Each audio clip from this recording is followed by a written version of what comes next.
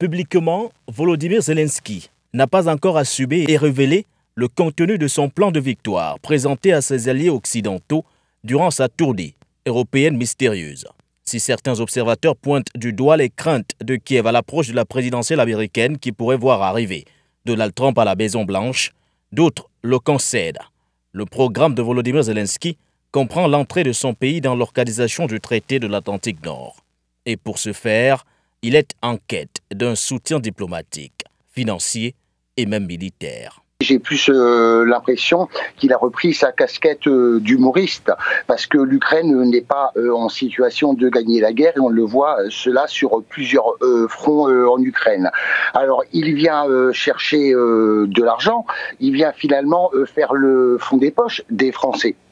Alors, il y a un double enjeu pour le président Zelensky. Le premier enjeu, c'est l'élection présidentielle, parce que Donald Trump n'est pas Joe Biden. Et de toute évidence, les dollars par centaines qui pleuvaient jusque-là vont s'arrêter. Et puis, il y a la position de l'Allemagne. L'Allemagne, elle aussi, a bien expliqué que le robinet allait être fermé. À Londres, Paris, Rome, puis Berlin, la tournée européenne de Volodymyr Zelensky traduit surtout un possible affaiblissement de soutien occidental à l'Ukraine.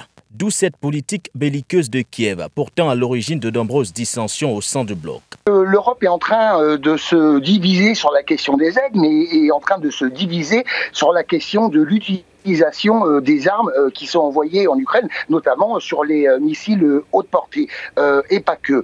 Et puis l'Europe est en crise. Elle est en crise aussi politique, elle est en crise économique.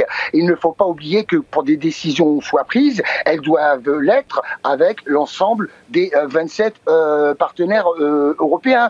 De l'aide financière, de l'aide militaire, soutien diplomatique.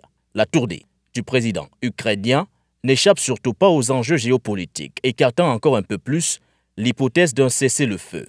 Et pour l'heure, aucune chancellerie occidentale, arpentée par Volodymyr Zelensky depuis 2022, ne peut rassurer sur le succès de ce plan de victoire.